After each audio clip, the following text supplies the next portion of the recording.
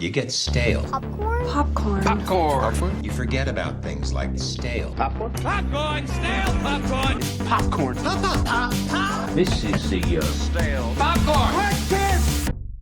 Hello and welcome to the Stale Popcorn Podcast. I'm Steven, and with me as always is my co-host, Christopher. Chris, how are you? I'm well. Very good. Very good. It's good to be here with you, old buddy, old pal. Yeah, good to see you. How's the wife? How's the kids? How's the grandkids? How's the old Charizard holographic? I will speak to the Charizard holographic because that's what I love the most. It's great. It's in the locked vault. It's doing well, doing good. We got a show for folks. There's timestamps if you want to skip around, take a jaunt. We're going to be talking about Nobody 2 and a potentially recurring segment that we're excited to start showing off here pretty soon. But starting off, Chris, I got just a snippet of a news that I'd like to share with you if you'll indulge me. I'll let you snip that bit. Are you familiar with Noah Centineo? We're talking Kissing Booth. Mm-hmm. Kissing Booth 2. Is that Maybe. No? That's not Kissing Booth. We're talking Perfect Date. Maybe. To All the Boys I Loved Before. I think it's that one. Yeah. The dating app one. Sure. The Netflix's Glenn Powell, if you will. Oh, well, I wouldn't compare him to our boy. You're right. He's fun, though. Yeah, he's fine. Well, He was in Warfare. I saw that movie. Mm-hmm. Well, he is attached to play young John Rambo in the Rambo prequel movie. Thoughts, feelings? Fun, I guess. I don't know. He's in some show where it looked like an action thing based on the cover, I'm pretty sure. Yeah, I don't know if he can do action. I haven't seen know. it, but I I thought that was kind of weird, kind of out of left field a little bit. Yeah, it's kind of like Harry Styles being in Dunkirk. Remember when that first popped up? And you're like, what? Indubitably. Really? Quite distracting, in my opinion, yeah. Mm. Well, you got any news for me, pal? I got one news. Glenn's Corner, where I'm sitting in the corner looking at nothing but a picture of Glenn. I got some sad news, Steve. Edgar Wright's The Running Man has been delayed by 1 week to November 14th. Hey, at least it's not 1 year like most movies are happening nowadays. I don't know if I can handle a week. You're going to have to, Chris. And I'll be right here for you. I'll be on speed dial for you. When those cold sweats when you wake up in the middle of the night, I'll be here for you, Chris. Disastrous news, though. It is disastrous. Terrible. Terrible. But great. That's all I got, Steve. Very good. Well, Chris, we thought we'd do some audience participation. So on the Instagram, I threw up on our story. I said, ask us anything. And we got some feedback. So I thought it'd be fun to do that. Maybe we'll come up with a segment name for this show or a name for this segment of the show. Sorry, I had a stroke there for a second. Yeah. But here's some questions. First one, this is from Dallas Goes to the Movies on Instagram. Check him out, by the way. Fun channel. Follow him.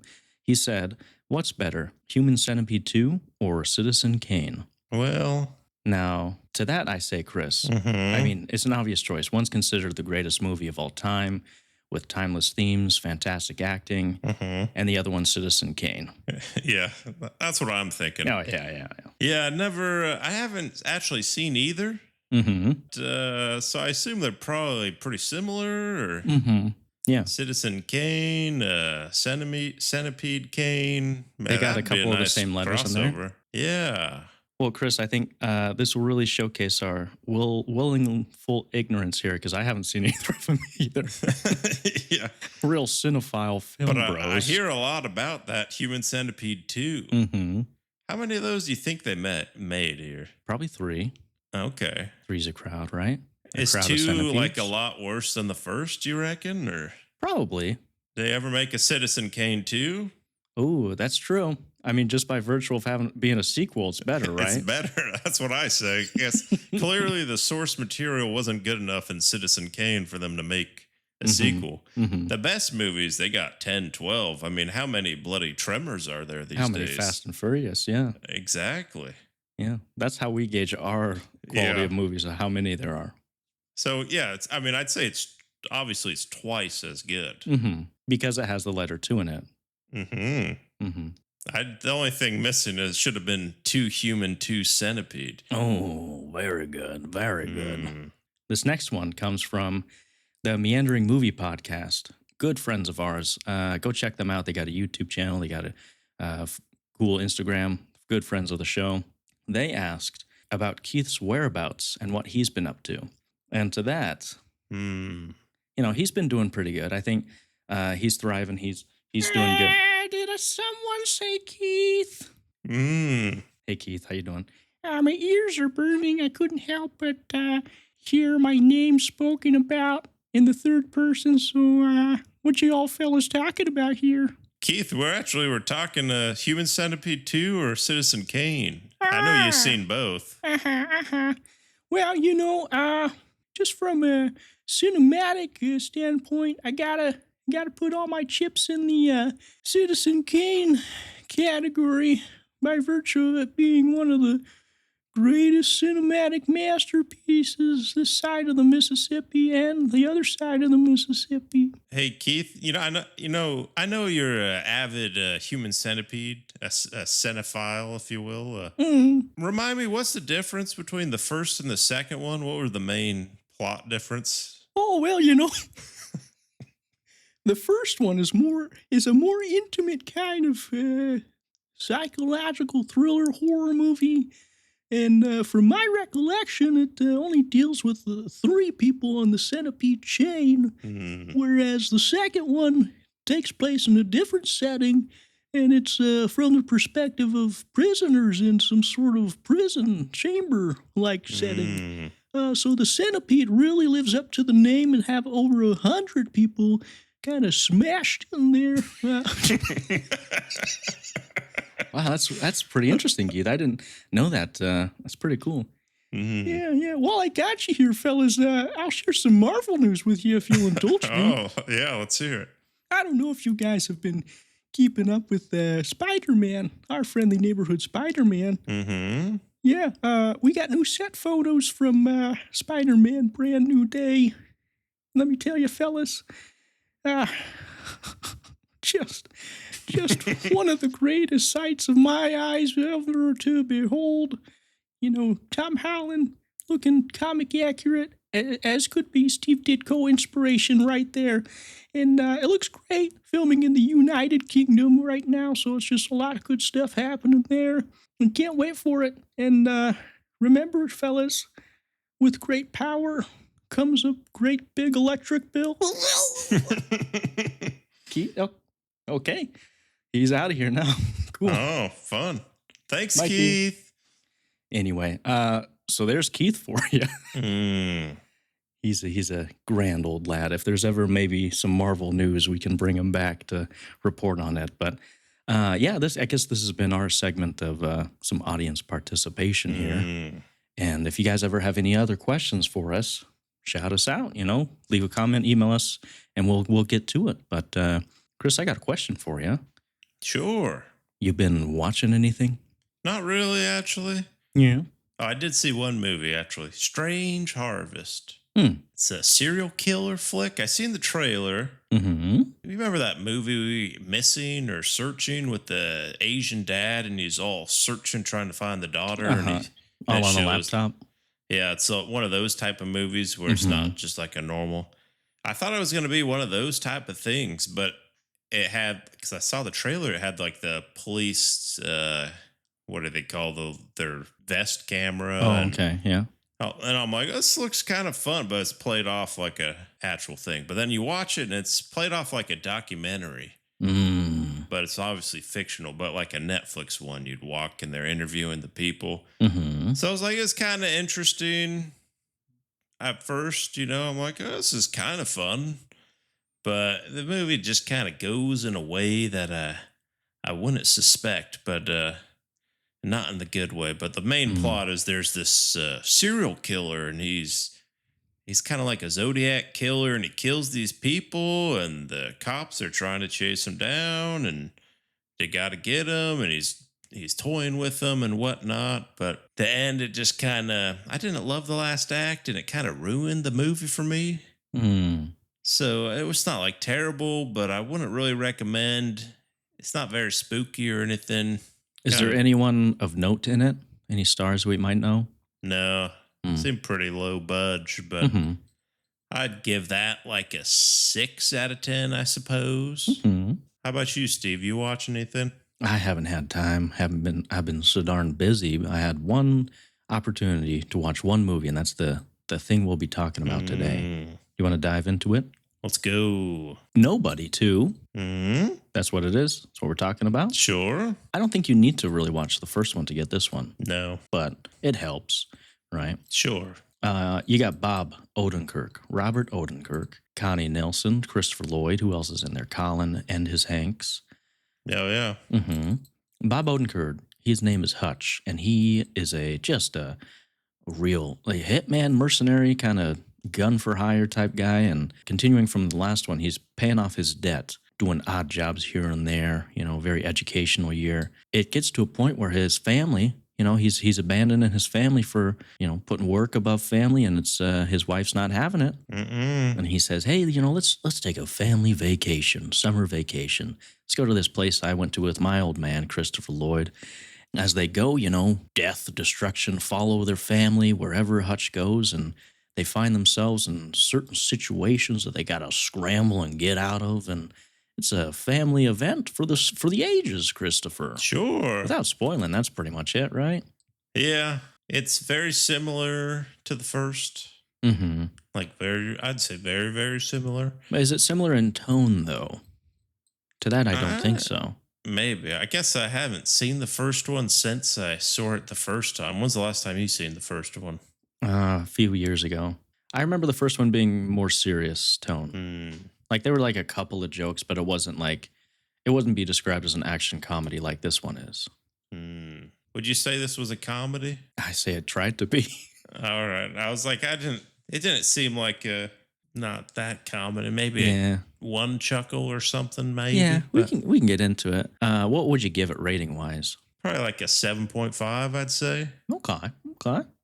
I like the first one Mm-hmm. a little more. I'd say this is if Fight or Flight's like a poor man's John Wick, this is a middle class man's John Wick. These type of ones. Mm-hmm. I think the first one I liked a little more, maybe because that tone you were talking, a little more serious and all that. Plus, is you're just kind of figuring it out. But since we're going in spoilers here, are we? Yeah, we can. You give yours, and then I'll go more in depth. I gave it like a 6.5. First one's better. I think of these, we call them John Wick, but there's a whatever, It's better than your Love Hurts. And Way better than that. I'd say just as good as Flight.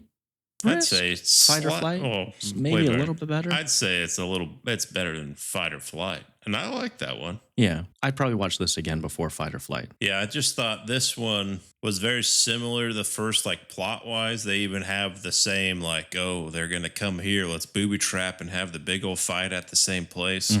That's what they do in the first one with the warehouse. They do that here. And Yeah. I thought like action is good. Mm-hmm. I wish there was more. Mm-hmm. I'm all of like, if you're doing an action, I want like 80% action. Yeah, This yeah, one's yeah. like what, 35, 40 or something like that. Yeah. Well, I guess we'll go cons here. Mm-hmm. It wasn't that funny, I guess, if they were going for a comedy. Mm-hmm. I don't think you need to go to the theater for it. Yeah. My biggest con is the villain. Almost middle of the second act villain. They introduce a new villain, and it's like, Sharon Stone. oh, that's who it was. Okay. Glinda or something like, what was her name? Lendina. Oh, something real stupid. Yeah. Was not a fan. Didn't care for it. Felt forced. Felt stupid. She didn't feel like a threat at any moment, at any point. And it was weird because it's like they play her off as they introduce her character. And she's like, she's this crazy, like, oh, she's out of control. And it's like showing her like dancing all weirdly. And I'm like, is this supposed to be funny or is this supposed to be serious? Because it's neither right now. It was like, it's not funny enough to be funny and it's not serious enough to be serious. So it's like, what's this character besides Yzma from The Emperor's New Groove Incarnate? Live action Yzma. That's what I could describe her. But less fun. kind of looked like Princess Leia. I had to like double take like an old Leia, and then I was Mm. like, ain't she dead here? And then Mhm. oh, it's not her. Mm-hmm. Yeah, it's kind of silly, but not in a fun way. Mm-hmm. And they had Hank's boy there. Mm-hmm. And I guess the only thing I really seen him in was whatever that show was. The Poor Man's Modern Family. I forget what it is. Whatever that one was. Uh-huh. And so he's like a goofier guy, but I mean, to me, whatever his role here, I was like, just not really. Yeah, because he's Buying supposed to you're be supposed to be a funny tough or a guy tough or- guy. It's neither. Yeah. Yeah. So there's that. There's that too. There's not enough action and pretty inconsistent familial tones, if you ask me, because the kids seem just like totally okay with the knowledge that their dad is a mass murderer. Mhm. And I can't remember, was that established in the first? They're just like, okay, my dad's kills people for a living and I'm okay with it. I can't remember. Yeah, I remember they're at like dinner and people show up and he like hides them in the closet or whatever. Mm-hmm. But I didn't know if the kids knew. Obviously, I knew the wife Mm-hmm. knew. But yeah, in this one, it seems like they're fine with it. I don't know. Because, like, you would think if they know, he would be more open. Like, oh, hey, there's people here. Because instead, it's like, it seems like the kids don't know, like, oh, dad's about to fight a bunch of people here. Yeah. We're probably in danger. But they're just, like, chilling at the cabin, Mm-hmm. playing Clue or whatever they're playing here. Yeah. Speaking of that wife, mixed signals coming from that lady. I tell you what, I know. because one minute she'd be like passive aggressive, like I need to talk to you, but then I don't need to talk to you. She gets real mad, and then she's like, "You said you weren't gonna, bring this up." Turns out all it takes to calm a angry wife is a bottle of wine. So use that in your pocketbook. But yeah, she's like, "You said no more fighting," and then she helps with the fighting at the end. Yeah. It's like- She's like, you're supposed to keep it at arm's length. Mm-hmm. And he's like, you need to leave me. I'm no good. And she's like, no. Let's not get you're mine, buddy. Yeah. Go So get it's him, like, Tiger. which one are you in this or not? And I think at the end they're like, okay, she's in it now. But I don't know. It just seemed a bit make up your mind. She's supposed to be like she's a good shot. They show it with the guns and the arrows. But I mean, was she a Mr. and Mrs. Smith situation? Because she shoots a bloody dart gun thing through a throwing knife and hits the lady in the eye. Yeah. Pretty good precision. And she was confident enough to not move when the lady was throwing the knife. Yeah. And she had the one-liner back, like in her back pocket, ready to go. So she knew she was going to make that shot. Yeah, it just seemed weird. Yeah, I don't know. It didn't really work for me. You don't really go to these movies for this kind of stuff, though. You go to it if you want to move to pros. Or you got more. Yes. You go to this Pros. movie for the action with a K, because it's in there, man. Bob Odenkirk, what a man. Sure. Even with his heart stint, he's still doing it, man. And I appreciate that. I respect that. Not the best action, but serviceable action, right? Yeah. I mean, it's good. Yeah, it's good. What was your favorite action scene? I mean, probably the final fight down at the amusement park. I'm trying to think of anything specific. The Kevin McAllister booby trap. Yeah, booby trap with Christopher Lloyd with his little Gatling gun up top. Mm-hmm. I liked that katana fight with his brother. Yeah. Never bring a machete to katana fight. Mm-hmm. That was very anime, the whole thing. And then he cuts that guy's head clean in half. Pretty cool. Pretty cool. That was a fun scene. Yeah, sliced in the face. Mm-hmm. I liked when the lady killed the guy cheating at blackjack. Stabbed him right in the hand and the throat. I'm like, oh, that's kind of good for you, Sharon. Here. Yeah. Another pro of mine. Hour 30. Very quick, Quick and simple. easy. What else is there? I think this is every dad over 40's fantasy. Not, a fine woman in a bathing suit, whatever, millions of dollars. It's this. It's Someone going slapping your kid and you just beat You just lose it. You unleash all that anger out on some guy who makes minimum wage. It's like protecting your family, having a fun time at a theme park that costs not a lot of money. This is a dad's dream. Going out ham, teaming up with your dad and your bro to kill some, what are they, Russian? Who's to say, man? Mafia. I don't even. They're everything. They're everything. They're the generic bad guys, is what they are, right? Mm-hmm. And they even there's a part where they have like a layer. And they're like, we got to transport this money and this chemicals. And I was like, what's this business here? What are you? Yeah, do they expand on what the chemical is? Because Yeah. they make it seem like it's like liquid gold here, but then they never. If they did, Like, I say was it. not paying attention. Yeah. Also, why did he burn all the money? What was the point of that? Yeah. It seemed Like, like if you're gonna kill them all, and because it all starts off, the whole reason he's doing all these jobs is because the last movie he burned the guy's money, Mhm. 30 mil or something. Mhm. He's got to do all these jobs to pay it back.